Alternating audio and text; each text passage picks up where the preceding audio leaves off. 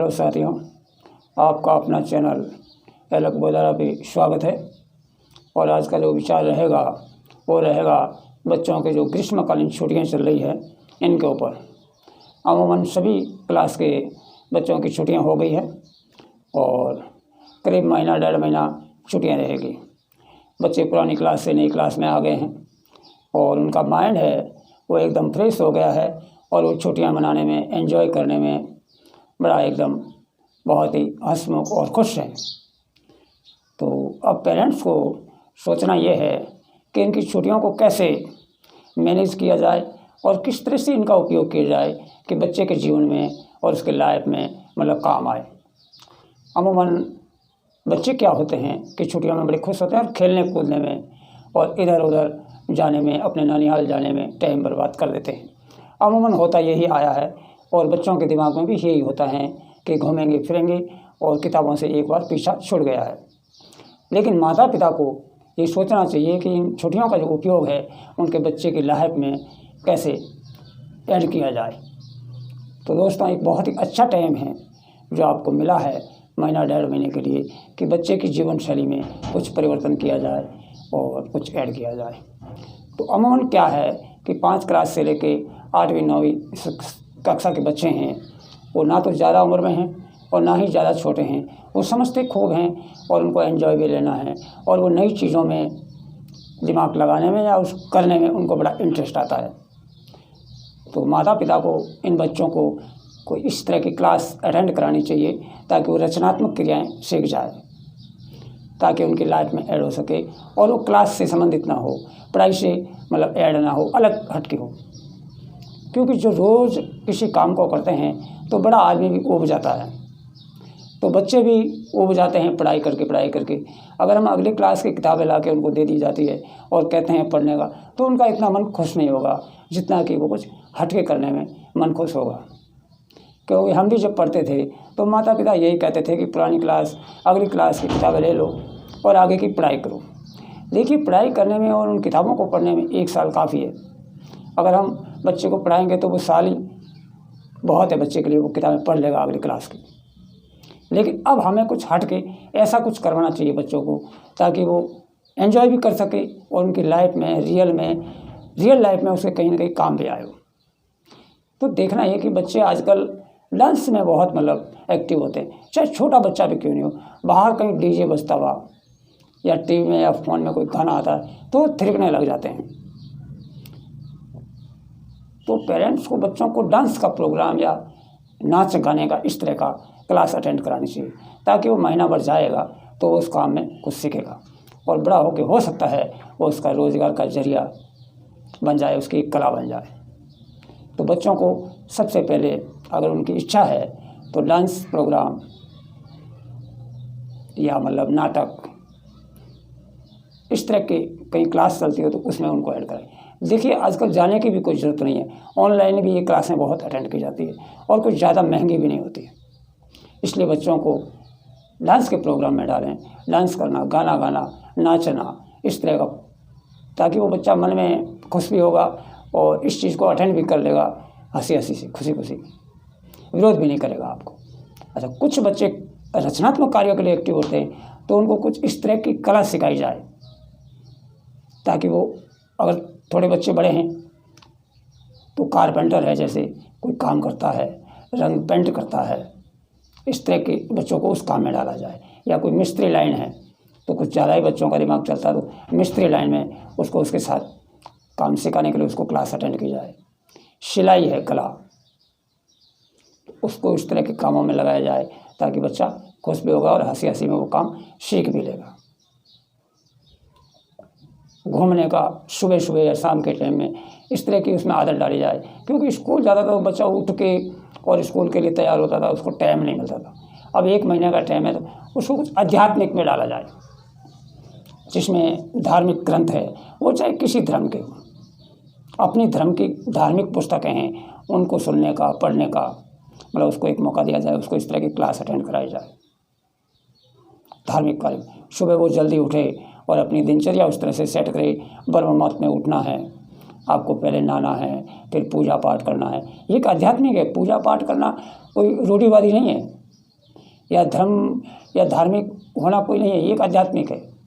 उसको मेडिटेशन करना सिखाइए ताकि वो ध्यान करेगा, सुबह सुबह घूमेगा, उसकी एक बॉडी भी मतलब उस तरह से एक हेल्थ भी सही रहेगी और उसको आध्यात्मिक का भी नॉलेज होगा और अपने धर्म के प्रति वो प्यार करेगा।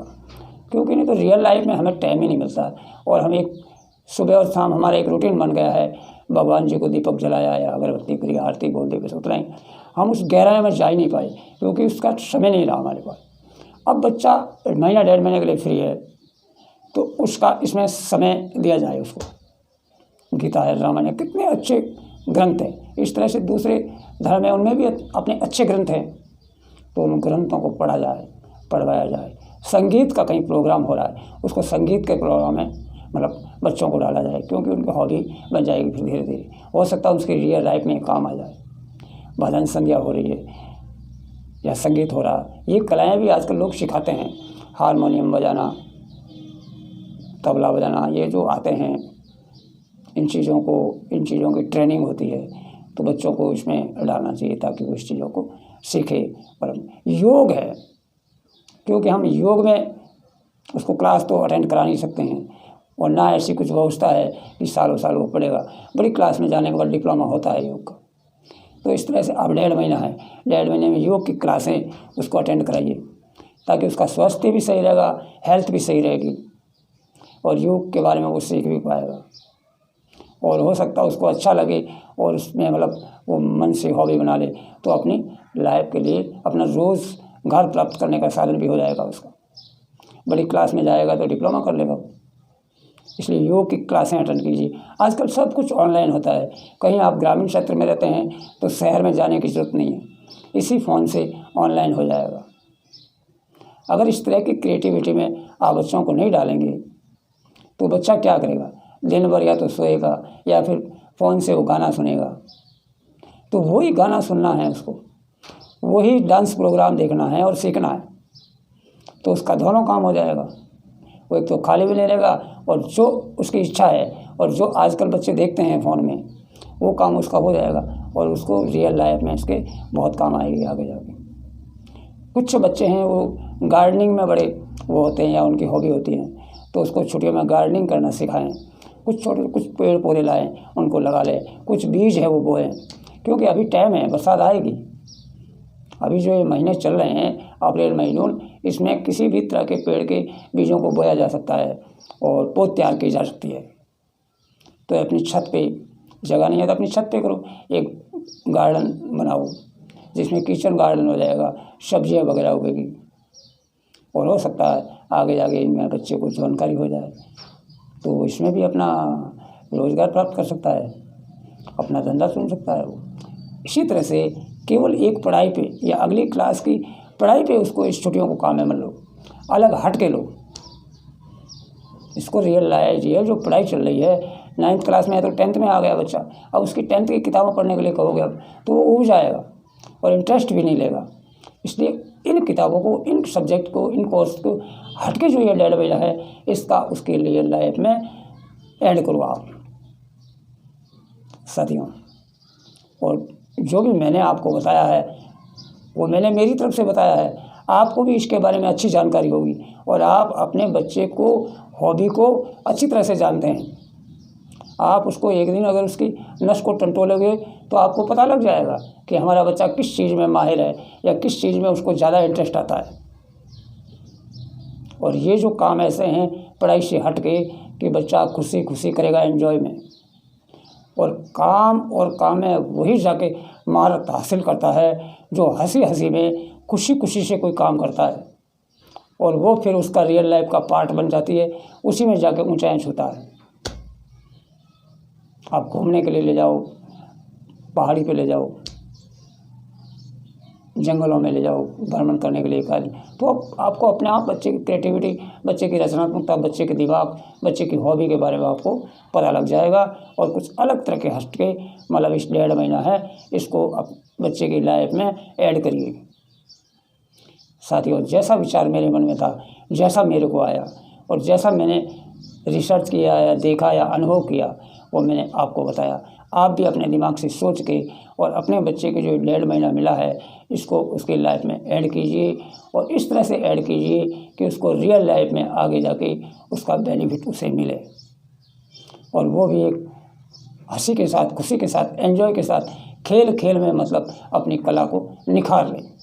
ये वही टाइम है और ये टाइम आपको मिला है, ये बहुत ही अमूल्य टाइम है और इसीलिए आपको एक ब्रेक मिला है 1.5 महीने का, गॉड गिफ्ट मिला है आपको 1.5 महीने का बच्चे के लिए।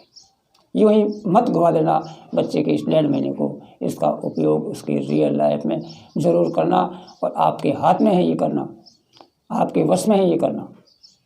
आप कर सकते हैं और आप ही हैं जो कर सकते हैं बच्चे के लिए, माता पिता ही। साथियों, आज के वीडियो में इतना ही। वीडियो अच्छा लगा तो लाइक करें, चैनल को सब्सक्राइब ज़रूर करें और वीडियो को शेयर करें। जय हिंद, जय भारत।